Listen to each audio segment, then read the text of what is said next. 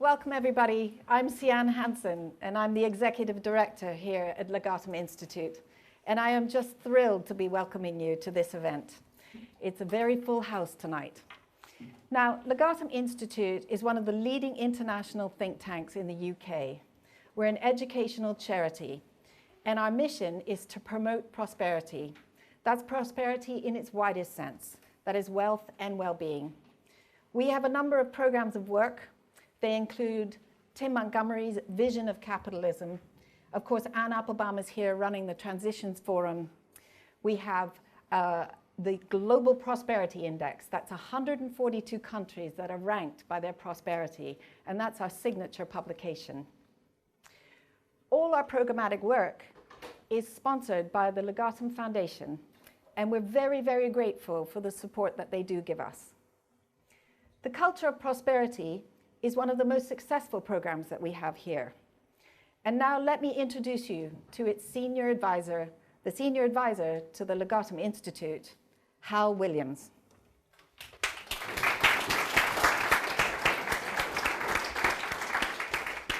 This, ladies and gentlemen, is the latest in a series of lectures prepared by this institute on the subject of the history of capitalism.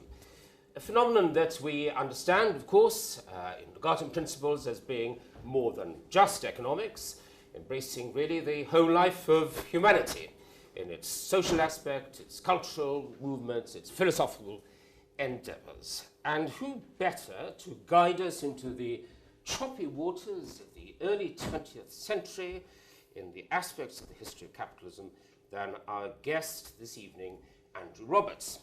Now this, I think, is only the second of two occasions in the past few decades when I've had the chance to introduce Andrew to an audience. The first occasion was just after he'd published that quite exemplary political biography, his study of Lord Halifax, The Holy Fox. Subsequent studies enchanted us, for example, with a typical diablerie and devil-may-care attitude, that wonderful collection of essays, Eminent Churchillians. And subsequent works have been acclaimed in the pages, I think, of the New Statesman of all places, the history of the English-speaking peoples, and most recently, his wonderful biography of the Emperor Napoleon. But it is back to these shores and to a Churchillian topic that we return this evening.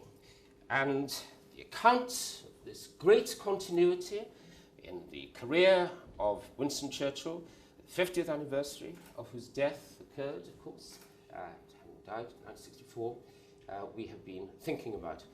To try and write about Britain in the 20th century without referring to Winston Churchill might be a bit like putting on a performance of Hamlet without having the prince. But we are very, very fortunate this evening in having a prince among biographers among us in the form of Andrew Roberts. Delighted, incidentally, to see that your most recent publication, Andrew, The Fog of War, is now at #2 in the bestseller lists. And it is a very great personal pleasure, as well as a source of great professional satisfaction, to find so eminent a historian among us with us at the Legatum Institute this evening. Ladies and gentlemen, Andrew Roberts.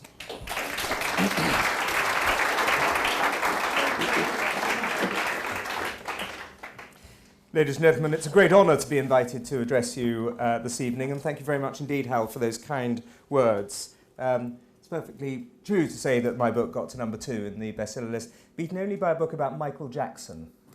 But there we are.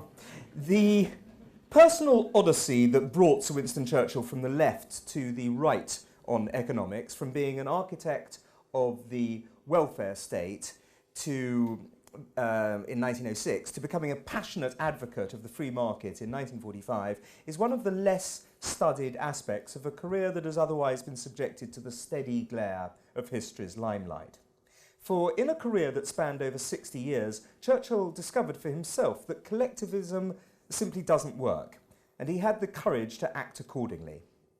On issues such as the nationalisation of the railways, which he supported in 1919 but vigorously opposed in 1946, he changed his mind, because he had come to learn from personal and political experience that state control of enterprises, large and small, is usually a disaster. He started life as a paternalist, a true believer in his father's philosophy of Tory democracy. In his very first political speech at Claverton Manor in Bath at the age of 22, he stated that, quote, "The British working man has more to hope for from the rising tide of Tory democracy than from the dried-up drainpipe of radicalism." Later on in his career, one would exchange socialism and communism for the word radicalism. Churchill's father, Lord Randolph, had only died 2 years before that maiden speech, and as the inventor of the concept of Tory democracy, he was even posthumously to have a powerful influence on his son. As Chancellor of the Exchequer in the 1880s, Randolph Churchill had attempted to put his ideas into practice, ideas that stemmed from Benjamin Disraeli's Young England philosophy that sought to prize the working man away from the mantras of the left. This project came to a sudden halt when he threatened resignation from the government of Lord Salisbury in December 1886 and was unexpectedly taken up on it. Nonetheless, his principles were almost osmotically absorbed by his son Winston. "I was brought up to believe," Winston Churchill stated in October 1949, "that trade should be regulated mainly by the laws of supply and demand, and that, apart from the basic necessities in great emergencies, the price mechanism should adjust and correct undue spending at home as it does control spending abroad." He was brought up to believe that by his father, whose speeches he attended whenever he could when he was young and studied intently after his father's death when he wrote his biography. The Young England and Tory democracy philosophies were by no means libertarian. Indeed, they were profoundly paternalist by modern standards. But they were not quasi-socialist either, and Churchill rightly defined himself as a passionate anti-socialist throughout his life. Nonetheless, in early life, he readily accepted the role of the state in some areas of public life. "There are some things which a government must do," he said in the Free Trade Hall in Manchester in February 1904, "not because the government would do them well, but because nobody else would do them at all." By October 1906, he declared that he was of the opinion that the state should increasingly take the position of the reserve employer of labour, which I think must be the furthest to the left he ever got, but which was fortunately not followed up with anything concrete in terms of policy. It was also during this period that he flirted dangerously with the idea of land taxes. While in the Liberal Party, which he joined in 1904 after the Conservatives and many of their Liberal Unionist allies under Joseph Chamberlain embraced protectionism in the shape of imperial preference, he stayed very focused on where liberalism ended and socialism began. Socialism would kill enterprise, he stated in Dundee in May 1908. Liberalism would rescue enterprise from the trammels of privilege and preference. Socialism assails the preeminence of the individual. Liberalism seeks to build up the minimum standard for the mass. Socialism attacks capital, liberalism attacks monopoly.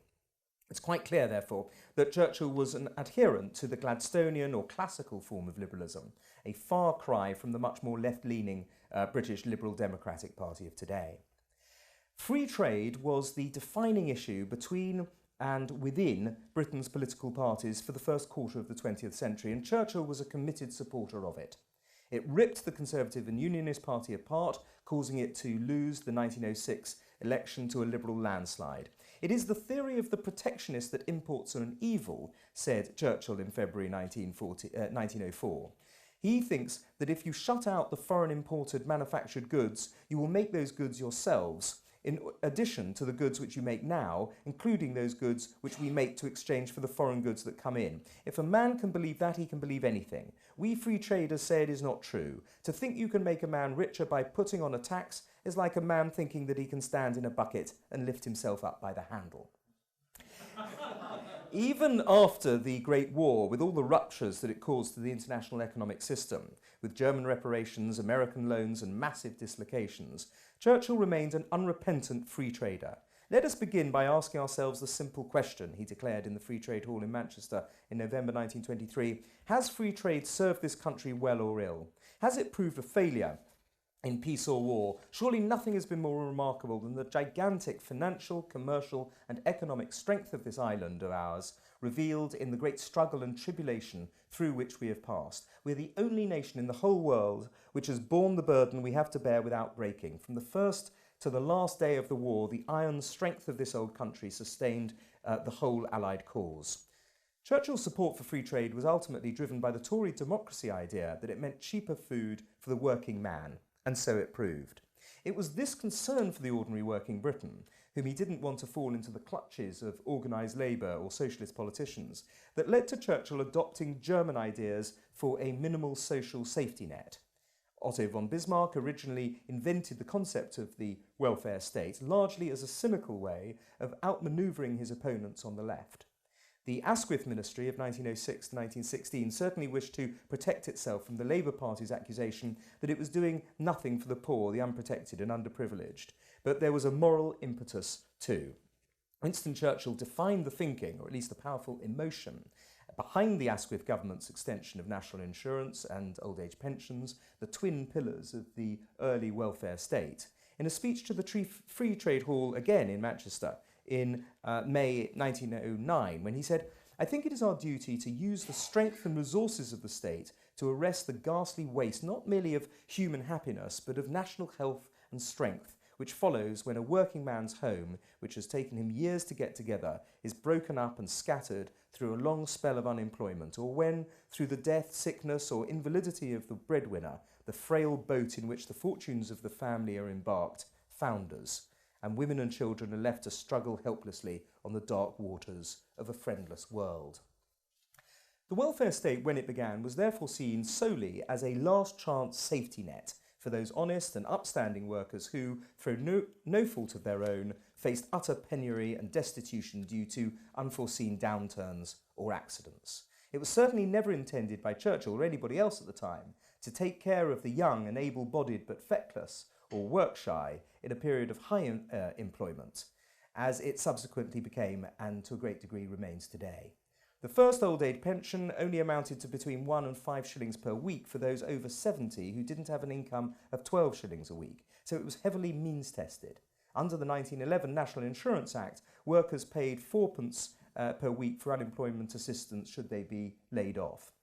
This system took the place of the old discredited poor law and was pretty much the bare minimum that the Liberal Party could get away with, considering that they were increasingly being threatened on the left by the nascent Labour Party, which came into existence in 1899 and was threatening the Liberals in their urban strongholds.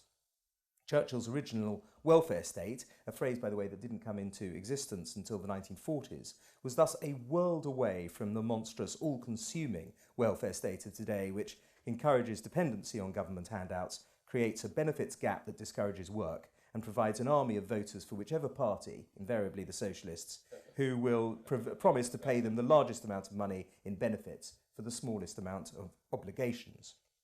One might well argue that Asquith, the Prime Minister, David Lloyd George, the Chancellor of the Exchequer, as well as Churchill himself, ought to have seen the way that the welfare state would go, gobbling up ever larger amounts of money, constantly extending entitlements, wasting taxpayers' hard-earned cash, and so on. Yet the really expensive extensions to the welfare state, to the point that it started seriously to impede the ability of private enterprise to deliver progress and wealth and security to the Western nations that embraced it, these were to come very much in the future and not from the Liberal or Conservative parties. Asquith's welfare state was the kernel from which it all grew, true, but in and of itself it was merely a plan to save innocent people from ill-deserved destitution. The way it was subsequently cynically employed by power-hungry politicians cannot be placed at the door of the Asquith ministry, and the shades of Asquith, Lloyd George and Churchill would be revolted by the way that their honourable schemes have been deliberately twisted into today's gigantic Ponzi schemes, which effectively tax not only ourselves, but our children and the as yet unborn. Over the following decade, and especially after the Bolshevik Revolution of 1917, social reform, the dole, national assistance, old age pensions and so on were increasingly seen by the governing classes as a means to protect Britain against revolutionary movements of the kind that had engulfed Tsarist Russia. In the forefront of this anti-Bolshevik crusade was, of course, Winston Churchill, who in November 1918 told a crowd in Dundee that Bolshevism had, quote, reduced Russia to an animal form of barbarism. Bolsheviks hop and caper like troops of ferocious baboons amid the ruin of cities and the corpses of their many victims. The imagery might have been savage, but his hatred of communism was palpable, and the developing struggle between communism and capitalism, in that struggle, Churchill was to emerge as one of the most eloquent paladins for liberty. Yet by the end of the Great War, in both 1918 and 1919, Churchill was undoubtedly willing to engage in some crypto-socialist solutions to national problems, even declaring himself in favour of the nationalisation of the railways, indeed of running them at a deliberate loss, a fact of which he was vocally reminded after the Second World War when, as leader of the opposition, he vehemently opposed their nationalisation by Clement Attlee's Labour government. For he was on the record as saying at a Chamber of Commerce lunch in Dundee on the 10th of December 1918 that, quote, "If the capitalist system is to survive as the mainspring of every form of civilization, it is essential that there should be laws regulating the acquisition of wealth, that monopolies should be controlled in the general interest, that taxes be levied as far as possible in proportion to the ability to pay, and that there should be effective discrimination between earned and unearned income, and, most important of all, that the great mass of toilers throughout the land should be assured of a decent minimum standard of life and labour." Churchill was therefore clearly no Ayn Rand libertarian, but he genuinely believed the capitalist system was indeed the mainspring of every form of civilization. Similarly, he shared the profound dislike of taxation that should be felt by every good capitalist. Even in his most leftist phase, Churchill was still able to state that taxes are an evil, a necessary evil, but still an evil, and the fewer of them we have, the better. Churchill was nothing if not capable of learning from past mistakes, both his own and other people's. One very much sees this process in the development of his thinking over rail nationalisation, which came out strongly in the debate on the King's Address in 1946, when a Labour MP reminded the House of Churchill's support for it back in 1919. Churchill replied, "But what happened?" He reminded the House of the period of quasi-nationalisation under Sir Eric Geddes, saying all that he produced in 4 years was a very bad service for the public, heavy loss to the shareholders, and the worst railway strike ever known except the one preceding the general strike. I must admit that this practical experience of nationalisation, and we do learn by trial and error, provided we profit by experience, damped, I cannot say my usual, but my early enthusiasm for the project. And this is the key. Churchill's enthusiasm for collectivist answers to economic problems belonged very much to this early part of his career. He learnt from both practical experience, especially in his period as Chancellor of the Exchequer, and from his reading of books such as Friedrich Hayek's 1944 masterpiece The Road to Serfdom, and he also learnt by trial and error, as in this case of the nationalisation of the railways. His economic views were thus not monolithic throughout his life, whose ever are, but instead they matured through experience and intellectual engagement while keeping a bedrock of Tory democracy principles at their base, even when he was in the Liberal Party. As the world around him became ever more collectivist and the Labour Party triumphed over the Liberals, who never formed another government after 1918, Churchill became a proselytising advocate for the free market, especially in his devastating Philippics, while leader of the opposition against Clement Attlee's socialist government of 1945 to 51. In 1924, Churchill was not only back in the Conservative Party, but he was also unexpectedly asked by Stanley Baldwin to become Chancellor of the Exchequer. He says in his memoirs that he wanted to answer Baldwin's question as to whether he would like to be Chancellor with the words, "Does the bloody duck swim?" But confined himself to a much more dignified reply. If we need to look for a Damascene conversion moment for Churchill in terms of economics, this surprise appointment to the Treasury, when suddenly he was personally and unexpectedly responsible for the shaky finances of post-Great War Britain, provides one. His belief in free enterprise was born in the 5 years he spent there, despite the cataclysmic events that they witnessed, including the decision to return to the gold standard in 1925 and the outbreak of the general strike the following year. Now, if you're a devotee of John Maynard Keynes, you'll probably agree with him that it was the return to the gold standard that caused the general strike and undermined the whole British economy. Instead, might I recommend the perceptive essay in the International Churchill Society's excellent Finest Hour magazine by Ryan Brown, which argues that while the timing and the exchange rate of the return to gold might have been questionable, Churchill's reasoning was sound and indeed praiseworthy, based on good free market and free trade principles, and he was fantastically unlucky in the way events developed. The general strike was in no way caused by the return to gold, but it did help to undermine confidence in sterling at a crucial time. So instead of the trade unions being the victims of Churchillian economics, as Keynes argued, in fact, they were the deliberate architects of their own downfall. Socialists certainly knew they had a determined ideological foe in Churchill at the time, who said of the left a few weeks before the general strike broke out, "Let them abandon the utter fallacy, the grotesque, erroneous, fatal blunder of believing that by limiting the enterprise of man, by riveting the shackles of a false equality, they will increase the well-being of the world." The year after the general strike was defeated, Churchill addressed an issue that hangs over much of the Western world today: deficits. There are two ways in which a gigantic debt may be spread over new decades and future generations, he told the House of Commons in April 1927. The right way would be to make the utmost provision for amortisation which prudence allows. The wrong way, he said, would be to aggravate the burden of debt by fresh borrowing, to live from hand to mouth and from year to year, and to exclaim with Louis XIV, "Après moi le déluge."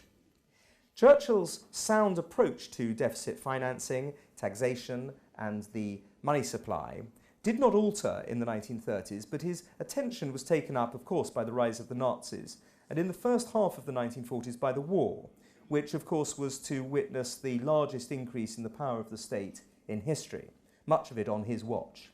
He only ever considered this a temporary wartime necessity, however, unlike the socialist members of his coalition government who hoped that the restrictions, regulations and controls might be extended long into peacetime. Control for control's sake is senseless, Churchill was saying in March 1945, even before the end of the war. Controls under the pretext of war, or its aftermath, which are in fact designed to favour the accomplishment of quasi-totalitarian systems, however innocently designed, whatever guise they assume, whatever liveries they wear, whatever slogans they mouth, are a fraud that should be mercilessly exposed to the British public. Yet it was in his attempt to expose this fraud 3 months later that was to lead Churchill into one of the great unforced errors of his entire career. "My friends," he said in the first of the election broadcasts for the 1945 general election on the 4th of June, "I must tell you that a socialist policy is abhorrent to the British ideas of freedom. Although it is now put forward in the main by people who have a good grounding in the liberalism and radicalism of the early part of this century, there can be no doubt that socialism is inseparably interwoven with totalitarianism and the abject worship of the state. It is not alone that property in all its forms is struck at, but that liberty in all its forms is challenged by the fundamental conceptions of socialism. Look how even today they hunger for controls of every kind, as if they were delectable foods instead of wartime inflictions and monstrosities. There is to be one state to which they are all obedient in every act of their lives. This state is to be the arch-employer, the arch-planner, the arch-administrator and ruler, the arch-caucus boss." So far, so straightforward, indeed so true.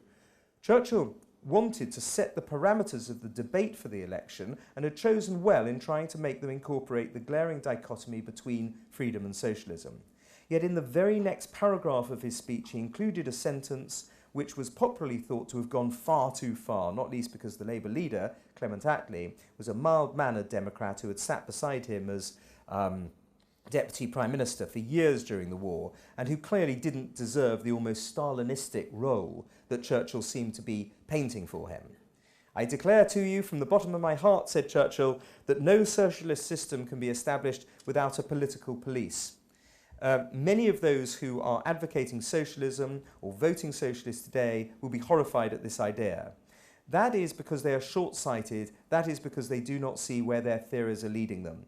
No socialist government conducting the entire life and industry of the country could afford to allow free, sharp or violently worded expressions of public discontent. They would have to fall back on some form of Gestapo, no doubt very humanely directed in the first instance, and this would nip opinion in the bud. It would stop criticism as it reared its head, and it would gather all the power to the Supreme Party and the party leaders, rising like stately pinnacles above their vast bureaucracies of civil servants, no longer servants and no longer civil. And where would the ordinary simple folk, the common people as they like to call them in America, where would they be once this mighty organism had got them in its grip?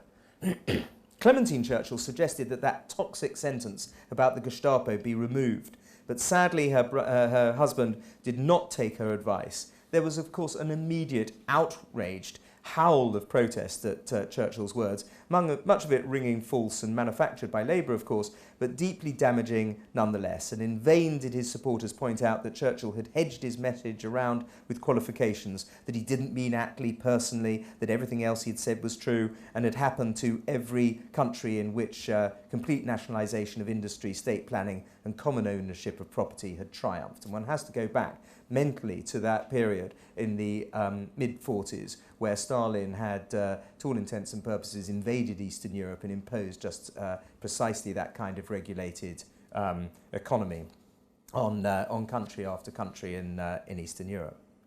In order to support the arguments Churchill had made, Friedrich Hayek was offered enough heavily rationed and hard-to-obtain paper by the Conservatives to publish an abstract of the road to serfdom before the general election, but it couldn't be printed in time. The electorate gave Labour the biggest landslide victory for any political party since 1906, and it was allowed to repent at leisure, not giving Labour another overall majority until 1964. Now, I believe that David Cameron is right to say that Churchill's period in opposition between 1945 and 1951 is perhaps the least studied period of his life, yet also one of the most important. For it was during that very intellectually productive time that Churchill delivered his most hard-hitting speeches against socialism and in favour of the free market, speeches that we know inspired the young Margaret Thatcher at the time, who was finally to put them into practice and to put into practice these calls for economic liberty, which Churchill had made. One can imagine her sitting by the radio or reading the newspaper and lapping up her party leader's words as she prepared to stand for the Dartford constituency in the 1950 general election, little guessing that it would ultimately fall to her to put many of Churchill's prescriptions for pre-enterprise into practice 3 decades later. For in that 6-year period in opposition between July 1945 and his return to Number 10 in October 1951, Churchill set out a critique of socialism and collectivism, as well as a defence of free market capitalism that should ring down the ages. Sometimes these were telling aphorisms. The inherent vice of capitalism is the unequal sharing of the blessings, he quipped in the House of Commons in October 1945. The inherent blessing of socialism is the equal sharing of misery. More often, they were in hard-hitting campaign speeches. Will not the daily toil of the actual producing worker have a heavier burden thrust upon him by the enormous hordes of largely uninterested officials that would be the case under private management, he asked in Air in May 1947. And will not these officials be less efficient, more costly and far more dictatorial than the private employers? Of course, in those days, there were far fewer public servants than today, civil servants than today, with a consequently lower political price to pay for criticising them. Today, when in some areas of Britain, such as Scotland, Ulster and Northern England, public employees or people who are in some way paid for by the state can form up to 70% of the working population, that political price is far higher, which is why you rarely hear Churchill's important truth stated by politicians today. When losses are made, he warned in Manchester in December 1947, under the present system, these losses are borne by the individuals who sustained them and took the risks and judged things wrongly, whereas under state management, all losses are quartered upon the taxpayers and the community as a whole. The elimination of the profit motive and of self-interest as a practical guide in the myriad transactions of daily life will restrict, paralyse and destroy British ingenuity, thrift, contrivance and good housekeeping in every stage in our life and production, and will reduce all our industries from a profit-making to a loss-making process. This too swiftly proved to be right, but the government of the 1960s and 1970s, of both political persuasions, merely ordains that the taxpayer had to shoulder the losses incurred through bad decision-making. When the invisible hand of the market is lopped off, the whole body politics winds up maimed. Mr. Herbert Morrison, in a momentary lapse into candour, told us in Liverpool that without American aid, we would be facing 1 or 2 million unemployed, said Churchill in April 1948. We may indeed ask ourselves how it is that capitalism and free enterprise enable the United States not only to support its vast and varied life and needs, but also to supply these enormous sums to lighten the burden of others in distress. Herbert Morrison, the Labour leader of the House of Commons, was of course referring to the Marshall Plan aid that America gave Britain and other severely cash-strapped European countries, but it did give Churchill an opportunity to compare Britain under socialism with the United States under capitalism.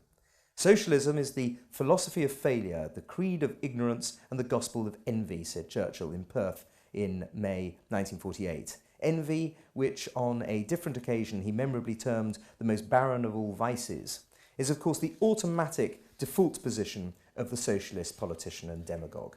If all else fails in his attempts to persuade people that it's right to redistribute wealth from the rich to the poor, when all of his arguments that a desirable, economically efficient or even morally decent thing to do to hard-working, risk-taking entrepreneurial citizens, then the socialist politician can always fall back on the crude emotions of jealousy, which can be whipped up all too easily against the rich. To watch President Obama's campaign of the last election against the 1% and the billionaires and millionaires, full of tendentious and misleading sound bites, such as that highlighting the tax situation of Warren Buffett's secretary, is to see the whole sorry panoply of the politics of envy that Churchill warned against churned out yet again before a Western electorate. And in the recent British election, David Miliband and Ed Balls also reverted to it in their attacks on non-doms and the promise to increase the top rate of income tax and impose a mansion tax. I do not wonder at all that British youth is in revolt against the morbid doctrine, said Churchill in June 1948, that nothing matters but the equal sharing of miseries. That's what used to be called the submerged tenth, can only be rescued by bringing the other 9/10ths down to their level. Returning to his transatlantic theme, the half-American Churchill stated in his Woodford constituency in Essex in July 1948 how, when I see the present socialist government denouncing capitalism in all its forms, mocking with derision and contempt the tremendous free enterprise capitalist system on which the mighty production of the United States is founded, I cannot help feeling that as a nation we are not acting honourably or even honestly. That production, of course, had helped Britain during the Second World War, so it was natural that Churchill wished to give it its proper due. But it was of Britain that Churchill was speaking in November 1948 when he said, "A strong dose of either socialism or communism will kill Britannia stone dead, and at the inquest the only question will be, did she fall or was she pushed?"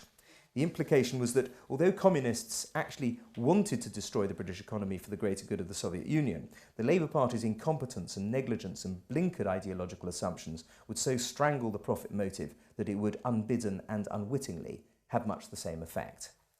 The choice is between two ways of life, Churchill stated categorically in Wolverhampton on the 23rd of July 1949, between individual liberty and state domination, between concentration of ownership in the hands of the state and the extension of ownership over the widest number of individuals, between the dead hand of monopoly and the stimulus of competition, between a policy of increasing restraint and a policy of liberating energy and ingenuity, between a policy of levelling down and a policy of opportunity for all to rise upwards from a basic standard. That stark dichotomy is the one that is always seen in Western general elections whenever there's a socialist party facing one that believes in classical Liberal Party economics, even over 6 decades after Churchill spoke those words. One of the aspects of government control that the socialists always lauded over the so-called anarchy of the free market was planning. So Churchill took on the left-wing mantra in his speech in the Empress Hall in London in October 1949. "There's nothing new in planning," he said. "Did not Joseph advise Pharaoh to build new granaries and fill them for the lean years when the Nile water failed? Planning, with all the resources of science at its disposal, should aim at giving the individual citizen as much choices as possible of what to do in the ups and downs of daily life. This kind of planning differs fundamentally from the collectivist theme of grinding them all up in a vast state mill, which must certainly destroy in the process the freedom and independence which are the foundations of our way of life and the most famous characteristic of our race." Nowadays, of course, we don't hear that much from socialists about the glories of planned economies, and we haven't really since the fall of the Berlin Wall. But at the time that Churchill spoke, it was a regular boast that they represented a more efficient use of resources. Time and experience and the swift moving nature of the market has thankfully put pay to that particular line of argument nowadays, though. The costs of the nationalised industries to the taxpayer became acutely clear very soon after they were taken into public ownership, i.e. subjected by forced sales by government diktat against their legitimate owners' wishes. I doubt if it gives very much pleasure to the average socialist when he wakes up in the morning, Churchill said in 1950, to say to himself, "Oh, I own the Bank of England. I own the railways, I own the coal mines. But if it does give him any actual pleasure, then he's certainly dearly paying for it. To underline the economic lunacy of it all, he told his own constituents in July 1951 how all the boastings of the welfare state have to be set against the fact that more than what they have given with one hand has been filched back by the other. By the time of the October 1951 general election, Churchill was warning the British people that, as he put it in Huddersfield that month, the complete nationalisation of all the means of production, distribution and exchange would make it impossible for this small island to support a large part of its population. They heeded him and returned him to Downing Street with a workable Tory majority, his first and last electoral victory.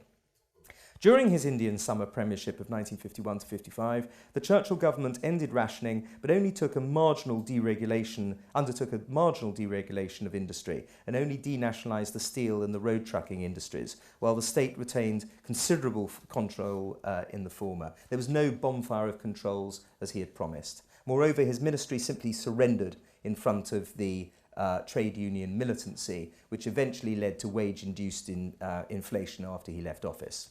After Churchill settled one threatened Christmas strike of railwaymen during the Indian summer ministry, basically he phoned up the Chancellor of the Exchequer, Rab Butler, and Butler asked him on whose terms the strike had been settled. "Why, theirs, of course, old cock," came the cheery reply from Churchill. He was 80 by the time he left office, much more interested in foreign than domestic affairs, no stomach for the kind of bruising fights with the unions that would have been necessary, such as was seen in the 1970s under Ted Heath, who didn't have the fibre to see them through, and finally victoriously under Margaret Thatcher in the 1980s, who most certainly did. In the last political speech of his life, back in his Woodford constituency in 1959, Churchill said, "Among our socialist opponents there is great confusion. Some of them regard private enterprise as a predatory tiger to be shot. Others look upon it as a cow they can milk." At that point, he made the motion of a cow being milked. Only a handful can see it for what it really is, the strong and willing horse that pulls the whole cart along. There's enough of an echo in that speech of the one that he made 4 decades earlier, in which he defined capitalism as the mainspring of every form of civilization, for us to realise that Winston Churchill grew into a doughty supporter of the free market. I believe that along with Adam Smith, Friedrich von Hayek, Ronald Reagan and Margaret Thatcher, we should recognise Winston Churchill as one of history's most eloquent promoters of the genius of capitalism. Just as there's said to be more joy in heaven for a sinner who repenteth and is saved than for the 99 souls who've already seen the light, so we should rejoice that his personal experience and raw intelligence brought Winston Churchill into the free market movement with such éclat and such formidable powers of persuasion. Thank you very much.